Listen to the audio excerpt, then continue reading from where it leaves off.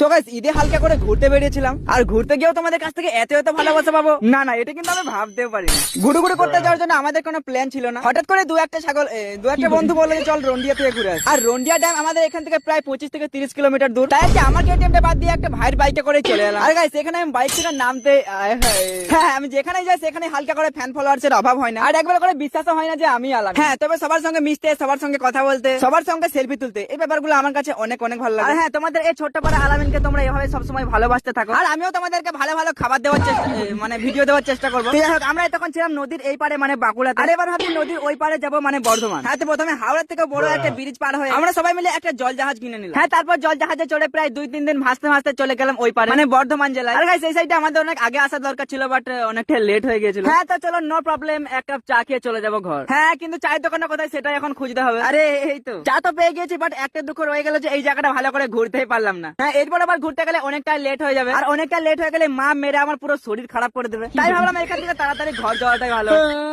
ও কাকা, জল জাহাজটা তাড়াতাড়ি চালাও, আমার ঘুম